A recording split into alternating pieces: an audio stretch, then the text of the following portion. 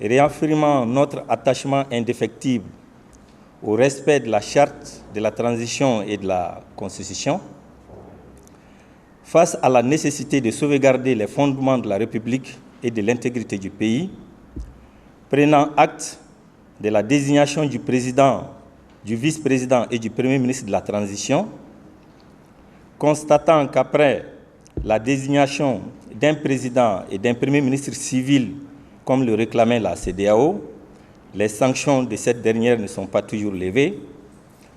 Soucieux des enjeux de la transition et de la souffrance du peuple malien sous le coup des sanctions de la CEDEAO des chefs d'État, conscient de l'impérieuse nécessité pour le peuple malien à accompagner les autorités de la transition afin d'avoir une transition réussie, Mesdames et Messieurs, notre patrie nous appelle et nous interpelle.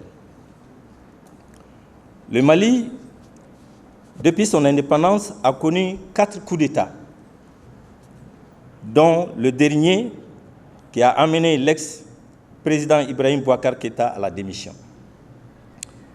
Pendant que le peuple malien souffrait plus de 7 ans, dans sa chair et dans son âme, aucune organisation internationale n'a réagi face à la mauvaise gouvernance. Lorsque le peuple s'est révolté à travers le M5 RFP, la CEDEAO a réagi tout en voulant maintenir le président Ibeka au pouvoir. Sur de l'appui de ses compères de la CEDEAO, le régime n'a pas hésité à tirer sur les manifestants faisant 23 morts.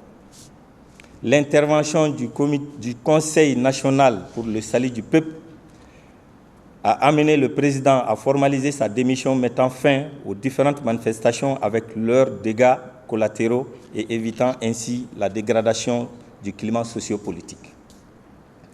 Dans un souci d'inclusion de toutes les sensibilités de la nation pour une transition réussie, le CNSP a organisé des concertations nationales pour avoir une charte et une feuille de route consensuelle. À l'issue de ces concertations nationales, la charte et la feuille de route de la transition ont été validées.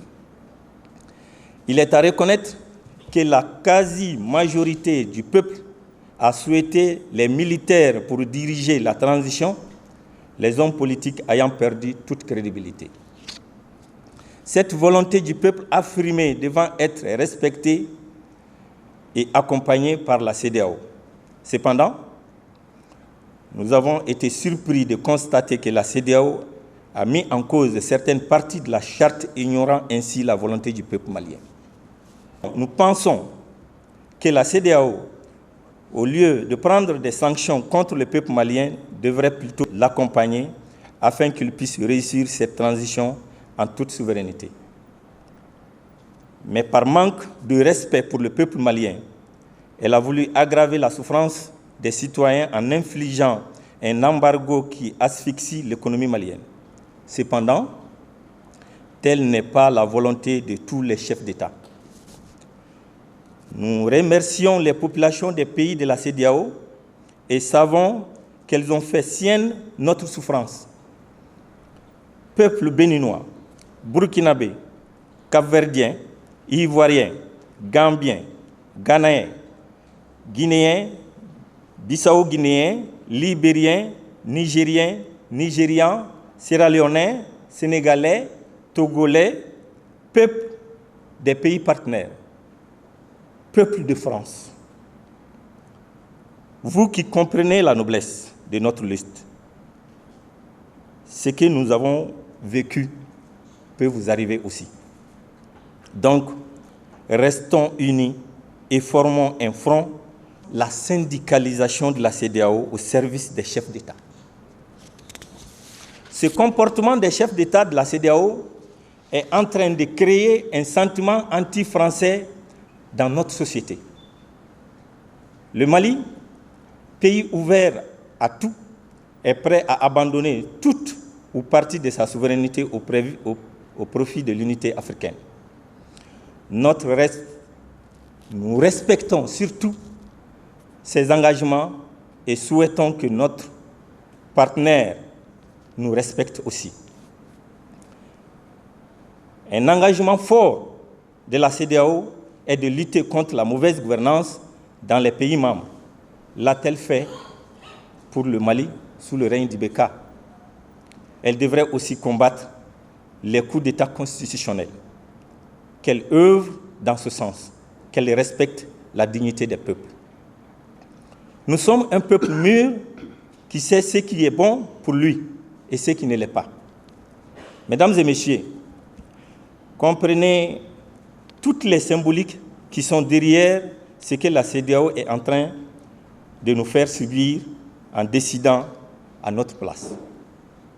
Comme l'a dit son Excellence Badao, président de la transition, dans son discours lors de la cérémonie de prestation de serment, je cite, « Le Mali est ébranlé, piétiné, humilié, affaibli par ses propres enfants. » Fin de citation.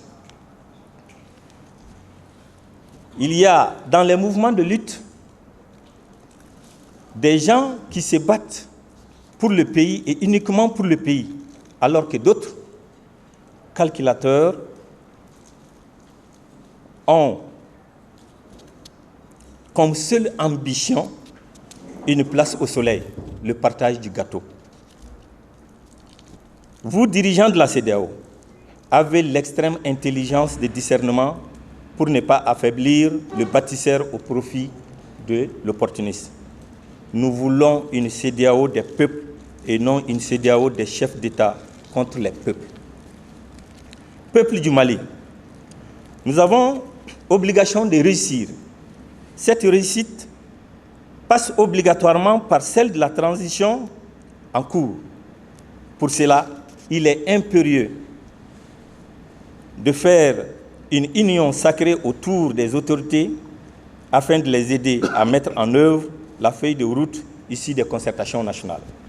D'aider les autorités de la transition à lutter contre la corruption afin d'avoir des dirigeants bien élus au service du peuple à la fin de la transition. De défendre les autorités contre les ennemis du pays qui cherchent à les discréditer à tout prix. Bref, de défendre la souveraineté et l'intégrité du pays afin d'avoir un Mali sécurisé. Sans cela, le Mali ne sortira jamais de l'ornière. Alors, engageons-nous pour une transition réussie. Je vous remercie.